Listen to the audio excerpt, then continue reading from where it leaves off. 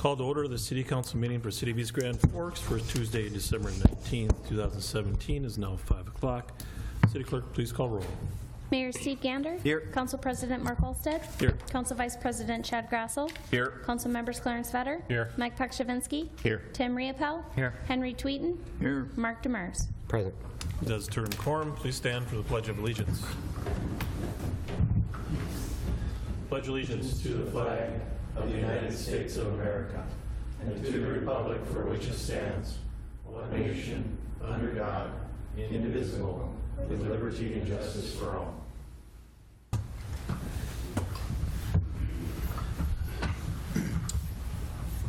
First, start out recognition of the retirement of MERLE HOVERSON. Mayor?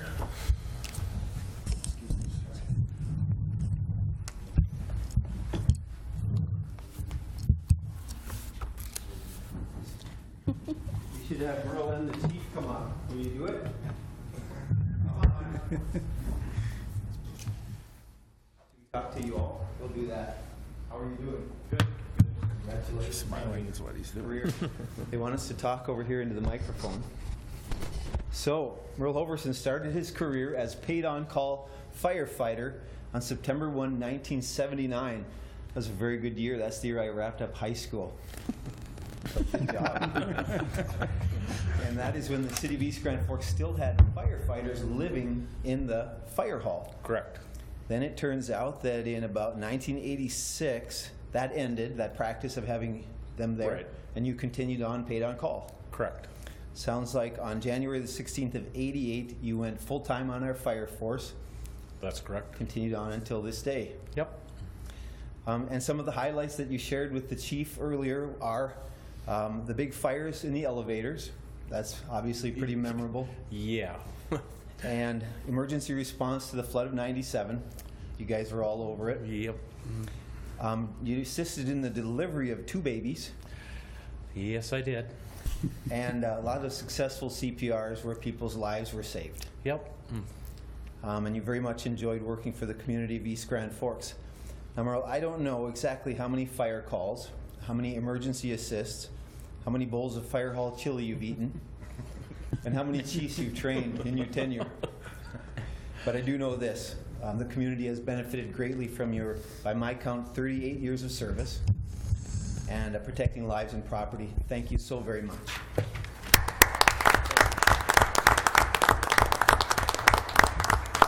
And if you'd like to say anything at all, now would be a great time to do it. I guess I appreciate the recognition of this. It's been a lot of years here, met a lot of good people, and had some good times and some tough times, but that's the nature of our job, so we just go and do it. So thanks, everybody. Thank you. Thank you, Merle.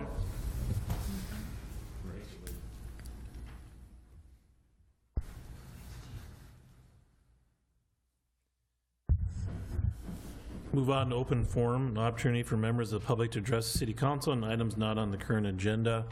Items requiring council action may be deferred to staff or boards and commissions for research and future council agendas if appropriate. If you'd like to address the council at this time, please come up to the podium to do so. I know that Mr. Gordy and Mayor Gander. Yeah, Mr. President, I'll go ahead and introduce this. We're going to see a short video clip on the Northern Valley Career Expo.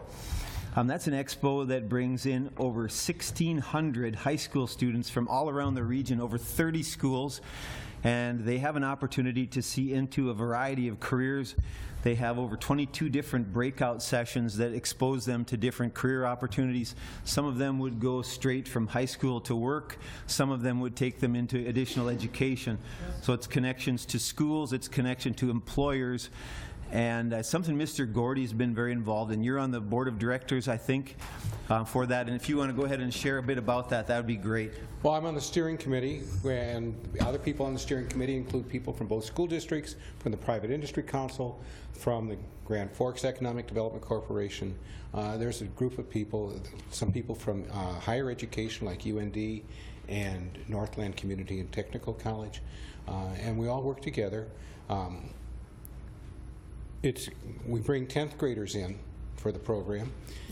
because at that point they can start to look to what they want to do for their 11th and 12th grade years, what classes they take that would help them if they see something that excites them. What we found is as kids are growing up, the jobs they see are those that they see on television: police, fire, things their parents do, a teacher, and a doctor. But they don't know about the wide range of careers. And how many of you, when you were in high school, thought about what you were actually going to be doing, or doing what you thought you were going to be doing at that point in time? This is one way to show a wide variety of careers.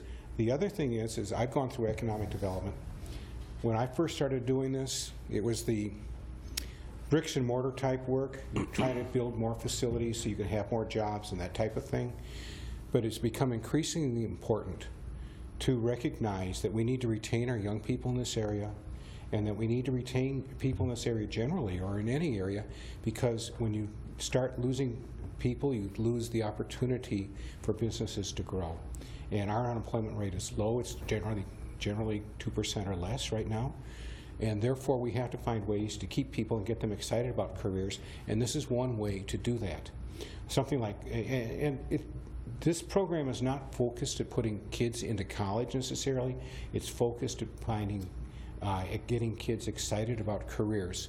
And something like 7 out of 10 jobs do not actually require a college diploma. So it's a way to let people know about the wide variety of good paying jobs that they could do as they grow up and as they go through their life. All right, do you want to, oh, I was just going to say also, he invited me out for lunch the day that this was going on. The whole floor of the Alara Center was filled with machinery, you know, fire equipment, semi-tractor trailers, just everything you could think of. Plus the employers were there as well, so they had like earth-moving equipment and whatnot. So what a great way for these young students to see firsthand to what their next step could be, right into the workforce or onto more education. Okay. That's good. There's some question about whether the video is going to work from Facebook, but we can try. Yeah. We'll see. Cool.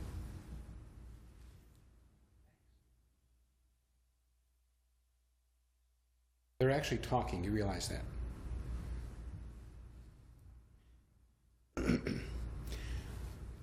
Different employers bring out different things, a lot of interactive displays, hands-on experiences so the kids get to see exactly the kinds of things that they would be doing in those kinds of careers. They also talk, and in particular in the breakout sessions, they talk about the educational requirements you need to do for these different kinds of jobs. And that's a very interesting picture. So you can see rows of buses and thousands of kids. For anybody who's interested, since this isn't working well, go to the website for the Northern Valley Career Expo, and you can pick this up and you can watch it at your leisure. It's about a 3-minute video that talks about the program. And what a great way to really connect these young people to this community. Keep them here. We need them. Sorry, Mr. President, go for it. No, I was going to say, last year I actually went there and spent half the day there. Went through a couple of the breakout sessions and just walked around and talked to all the vendors that were there. And it was quite interesting. Talked to some of the students that I knew, and it's a great opportunity for them to look at things that are out in our community here. And I've talked to Mr. Gordy about this at length of what goes on and what else can we do to help and keep our children excited about staying in the community and making this a place to grow up. Mr. Demers. Thank you, Mr. President. Mr. Gordy, you mentioned roughly a 2% unemployment rate. Yeah. What would be the estimated full employment for this area? You mean the total numbers of people that could be employed? No, like what would be considered full employment? Full employment is generally in the 4 to 5% range out of unemployment, because then there's a pool of workers that are available for jobs. It's kind of interesting because the unemployment rate is based upon the people who are filing for unemployment, but what employers are finding, a few months ago, I don't remember his exact title, but the president of the governor from the Federal Reserve Bank in Minneapolis is up here, and I had the opportunity to hear him talk. And he talked about At times, almost half the people who apply for job put down that they're unemployed. Don't put down they're unemployed, they put on that they're self-employed. So we don't know really how many people are not in a formal job that might be available. What we do know is about 2%, there's about a 2% of the workforce that is unemployed because that's who's filed. So there's some up to a 2% gap. Have you guys identified what the breakout of that gap is? What industries, what fields are most in desperate need? Because obviously a 2% gap in unemployment that's a lot of need. What we see, and this goes back to the discussion that Barry and I had when we went out and talked to the businesses, a lot of it are in skilled trades, and a lot of it has to do with engineers and people that look at the businesses we have here. We have agribusiness, we have the UAVs, drones, and they require people who are specialists, who know how to run machinery and know how to be creative in creating new machinery. But we also horrible lack of welders and carpentry and plumbers and electricians and people of that nature. I suspect at your business you run into problems with finding heavy equipment operators too. Truck drivers, the truck driver program, I mean, that's a huge program, and I talked to the state today about different ways that we can bring in additional funding for that program. So that would make things easier for all of us too. I mean, that way that you know the issue. I don't have to discuss the issue that you've been dealing with on there, but we're looking for ways to deal with things like that. But those are the kinds of workers, and you can see it's across the board.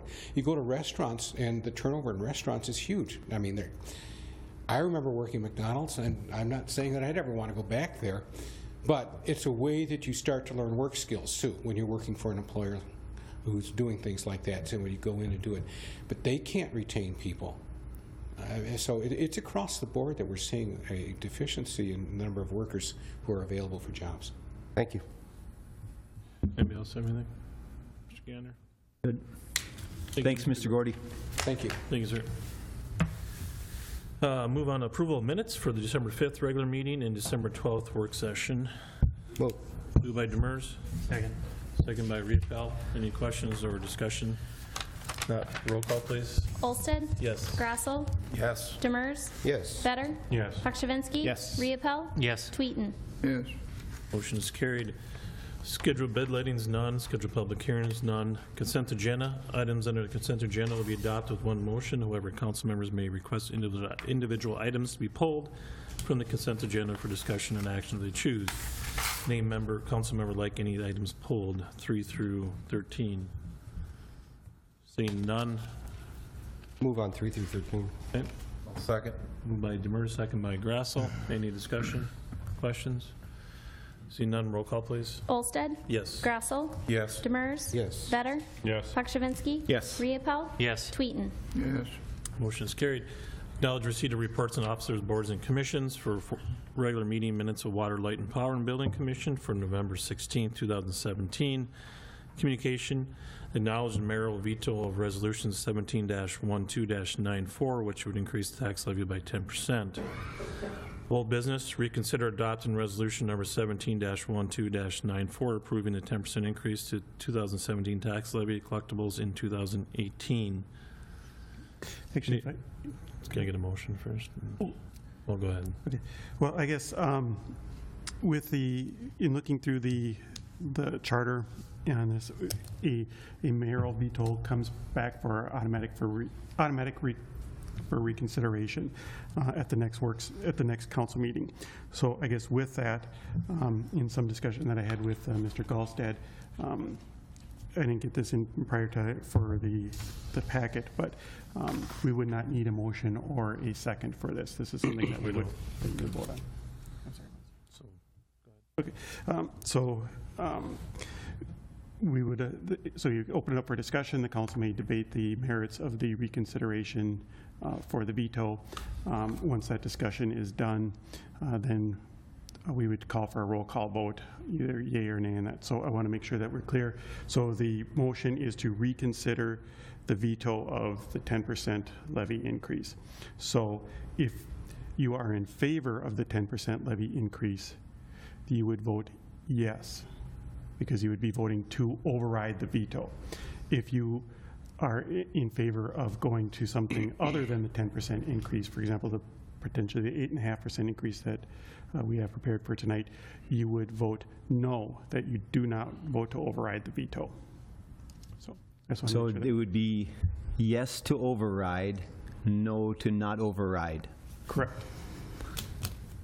Okay. Anybody have any questions or discussions?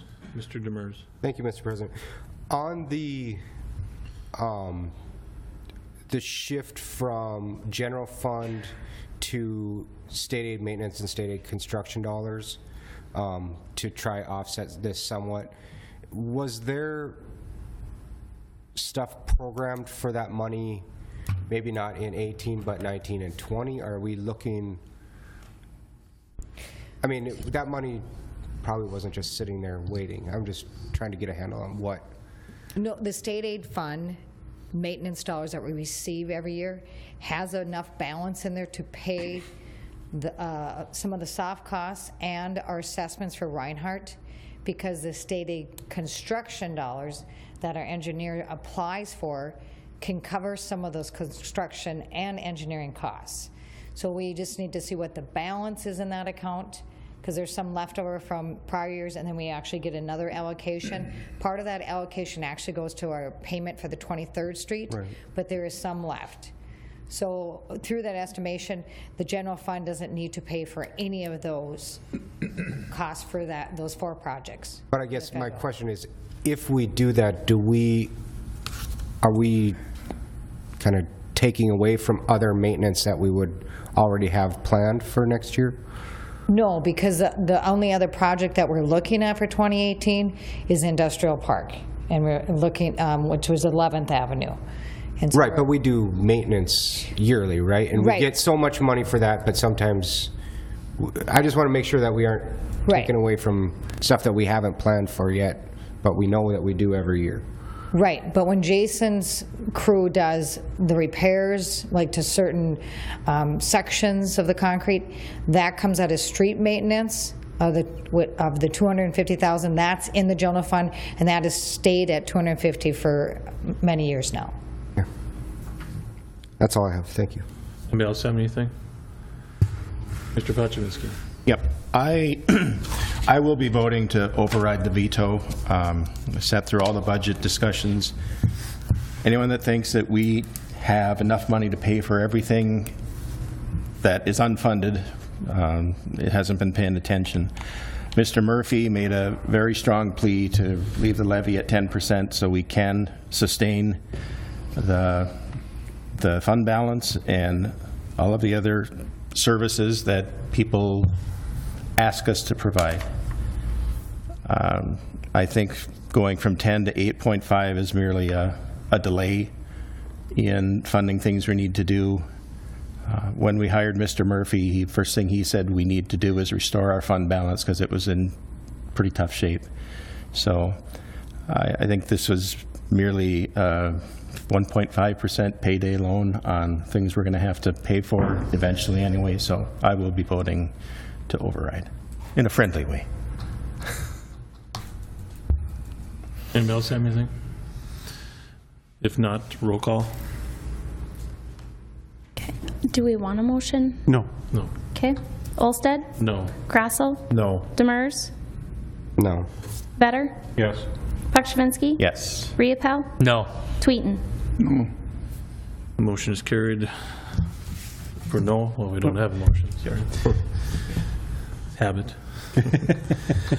New business number 17, consider adopting resolution number 17-12-101, approving an 8.5% increase to 2017 tax levy collectibles in 2018. Moved by Grassel. Second. Second by Riepel. Any discussion? Not roll call, please. Olsted? Yes. Grassel? Yes. Demers? Yes. Vetter? Yes. Pakshavinsky? Yes. Riepel? Yes. Tweeten? Yes. Motion is carried. Number 18, consider adopting resolution number 17-12-99, approving the 2018 budget and to authorize specific financial related activities. Move. By Tweeten. Second. Second by Reapel. Any questions or discussion? Seeing none, roll call, please. Olsted. Yes. Grassel. Yes. Demers. Yes. Better. Yes. Pakshavinsky. Yes. Riepel. Yes. Tweeten. Motion is carried. Number 19, consider approving the agreement between the City of East Grand Forks and 82S to perform the strategic and marketing plans and authorize the mayor and city administrator to execute the agreement. Move. Moved by Mr. Pachivinsky, Second. second by Demers. Any discussion or questions? Roll call, please. Olsted. Yes. Grassel. Yes. Demers. Yes. Better. Yes. Pakshavinsky. Yes. Riepel. Yes. Tweeten. Motion is carried. 20, consider approving the fire department clinical agreement between the City of East Grand Forks and Northland Community and Technical College from December 2017 to December 2022. Motion. Moved by Vetter. Second. Second by Riepel. Any discussion? And roll call, please. Olsted. Yes. Grassel. Yes. Demers. Yes. Better. Yes. Pakshavinsky. Yes. Riepel. Yes. Tweeten. Motion is carried. Number 21, consider adopting resolution number 17-12-100, appointing the Commissioner of Transportation as agent of the City of East Grand Forks, accepting federal aid funds which may be available for eligible transportation-related projects, and authorize the mayor and city administrator to execute the agreement. Moved by Vetter. Second. Second by Riepel. Any discussion or questions? Seeing none, roll call, please. Olsted. Yes. Grassel. Yes. Demers. Yes. Better. Yes. Pakshavinsky. Yes. Riepel. Yes. Tweeten. Motion's carried. Claims number 22, consider authorizing the city administrator clerk treasurer to issue payment of recommended bills and payroll. Moved by Tweeden. Second. Second by Grassel. Any discussion or questions? Seeing none, roll call, please. Olsted. Yes. Grassel. Yes. Demers. Yes. Better. Yes. Pakshavinsky. Yes. Riepel. Yes. Tweeten. Motion is carried. Mayor Gander. In sports, some players are grinders. These people keep working to help their team against any odds. They dig in long after others have given up. Their persistent effort often makes the difference between a loss and a victory. We have individuals like that in our team here in East Grand Forks, and I'd like to recognize some of them tonight with this first batch of Gander Grinder Awards. These awards are good for a grinder at the Red Pepper East. In the budgeting process, we approved a levy increase of 10%. By the way, this is the Gander Grinder Award in this envelope right here. We were hoping that we could keep the increase to each property owner, to each resident, to each family into that 5% range. When the numbers came back from Polk County, they were higher than that, and we were closer to 7 or a little bit more. I asked if we could possibly work to lower that back down around 8.5% to try and get it to the families closer to that 5% number. And it did not appear to be a possibility. And so we moved on. We approved a 10% levy. But coming out of that meeting, after we approved the 10% levy, a group of council members got to work with staff, with our city administrator, with our finance director, put a pencil back to it, and worked hard to bring that number down. And I appreciate that very, very much. These people are grinders, and they deserve the Grinder Award. Last week I performed what I would consider to be a friendly veto then of that 10% resolution at their request, and now we've come back and approved it to that 8.5% number. And I'm so proud of the work of every one of you people who have done this. I've also heard how in budget discussions all of our department heads behaved in a very selfless way, and sometimes looking out for the funding of other priorities outside of their own departments that they deemed more important than whatever funding requests they had inside their own department. These department heads are grinders. Y'all are going to get an award also. Ron Bubendorf in the city shop. He stays as late and as long as necessary to get all the equipment ready before they go home at the end of the day so that they can get out early in the morning and start moving snow. Ron Bubendorf is a grinder. He gets one of these awards. Of course, MERLE Hoverson wraps up 38 years of service to our community in the fire department. He's a grinder. He's got to have one. Randy Rapaz recently retired from our water and light department. He stopped and helped me dig my car out and push it out when one of our city plows blocked me in front of my work. So Randy Rapaz is a grinder. He deserves one of these. So now if you can catch anyone going beyond the call in service to members of our community anytime. It could be a staff member of the city, it could be one of our volunteers, one of our board or commission members, it could be just anyone. If they deserve some recognition from the mayor, please nominate them for a Grinder Award and they will get one. And I'm just going to make sure each one of those folks is then treated to a grinder from the Red Pepper East. That's all I got. Thank you, sir. Mr. Vetter. Don't have anything, thank you. Baczynski. Oh, I can't top that. Mr. Retail. Sweden. I'd like to make a comment on the 24th of December. It's Christmas, and for us Christians, it's the greatest historical event that has happened in the world. And one of the things that we have to remember as Christians, we constantly are going to have to serve our country in such a way that Christianity can continue its present course. When you examine history in the last few hundred years, why, it's amazing that that has been a big issue. It was a tremendous issue in World War II. We were fighting countries that had an entire difference in philosophy. So one thing we want to remember, that as the greatest democracy in the history of the world, have a blessed Christmas and pray for people all over the world that we don't have to continue to repeat history as it's existed for many years, and that is just constant wars. And I hope that all of the city employees will have a blessed Christmas, and I hope we don't have any emergencies, any fires, and any things that Chief Mike Hedlund might have to take care of. We've got an excellent city, and we're going in the right direction. We're going to expand. There's no question in our mind.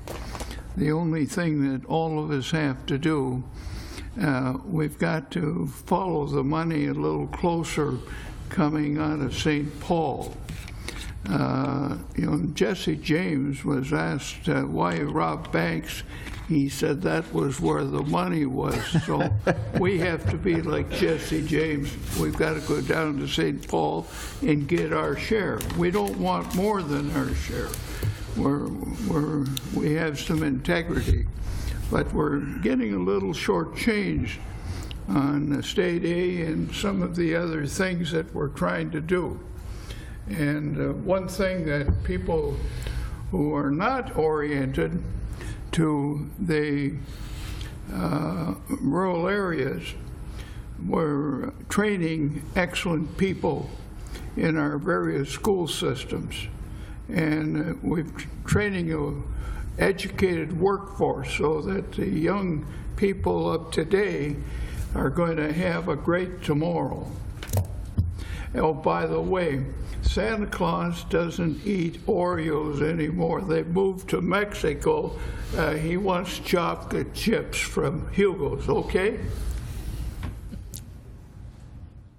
Mr. DeVers. Thank you, Mr. President. Surely can't beat World War II or Grinder Awards. But I would like to comment on the budget process, and it was as good as it's been, I think. We all know, both staff and policymakers, that we've got a heavy burden to try to get what we want, done. But I think throughout it was a relatively good process. I don't think personality or emotion was the lead in any of it. I think people tried to do what they believed to do, or what was in the best interest, both short and long term of the city, and I appreciate that. Now, I know I missed one budget session, so please correct me if I'm mistaken, but I don't believe that we received a budget presentation from Water and Light throughout that process, which is our biggest department and is stated in the charter that they need to do that. And I would assert that although we haven't been doing it in the past, it is our duty as the city council to approve that budget, as we have the financial responsibility over all of the city, which includes all of our subdivisions. So going in, I know we don't meet the rest of the year, but I would appreciate a budget presentation and a budget to approve from the Water and Light, because I think I have some questions about what they're doing. And I think that those are things that elected members of the city need to address.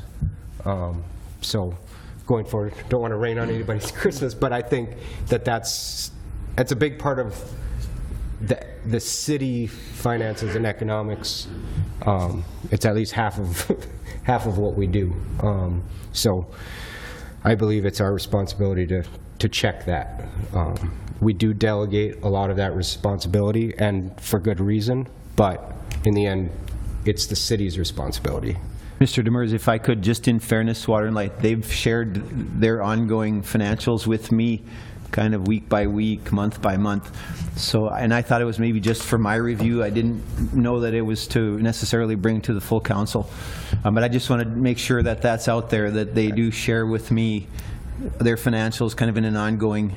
And it's, like I said, I'm not here to lay blame, because some of this has become custom maybe, but specifically in the charter, it says that they need to present a budget to the city. And there might be some gray area whether or not we get to, or how we approve that budget, but it's my assertion that we have, because the charter says we have the responsibility for all finances in the city. I believe that falls, and that's in the budget. You know, I believe that that's part of our responsibility too. And like I said, I'm not trying to lay blame on Water and Light or anything, but I think if we abdicate on our responsibilities, then those responsibilities go away and we're not doing our job. And I think that we owe it to the people that we represent to serve as a check on that. So that's it. Thank you, Mr. President. Mr. Gassel. I have nothing. I also want to thank the staff and the council for working on the budget this year. I think this year, as was said earlier, it was a process that we'll go through every year, and it's something that we need to make sure that we're taking care of the city and doing what's best. So I want to thank everybody, and I appreciate all the hard work that went into it. So, Mr. Murphy. Thank you. I just have two quick items.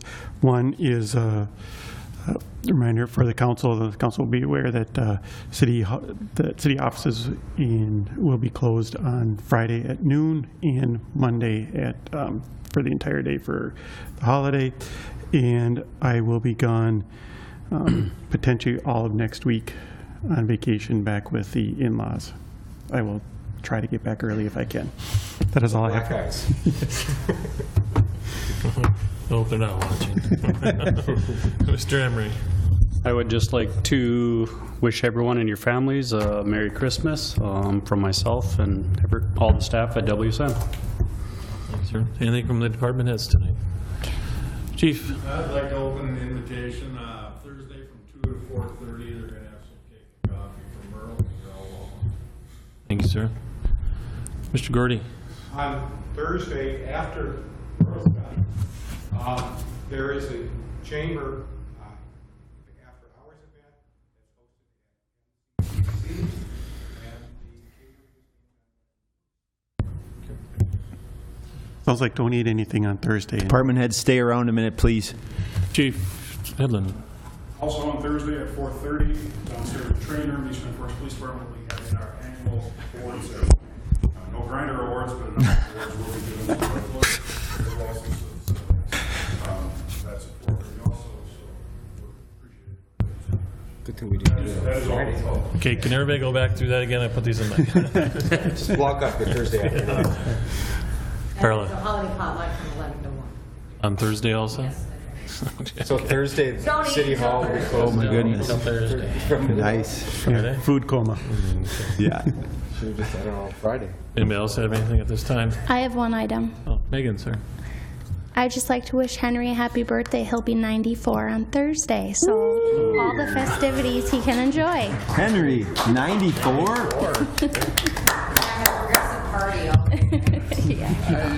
I just have a challenge now. My grandmother lived to be 103 in the old country, and I'm a kind of chip off the old block, I think. And I stood by her grave about 12 years ago, and I said, "Grandma, I'm going to beat you." Oh. Now, to show her tenacity, when she was 100, she started complaining because she had to wear glasses. And I don't have to wear glasses yet, so I got a ways to go. Oh. But I've been very, very fortunate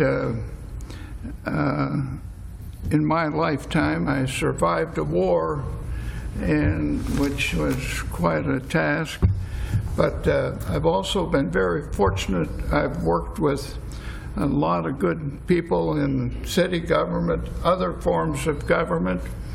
Starting in the summer of 1953, there isn't one major project that the city of East Grand Forks has been involved with that I haven't been involved with.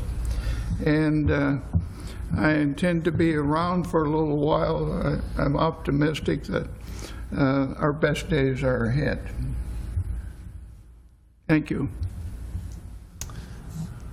Entertain a motion to adjourn. Moved by Prachinsky.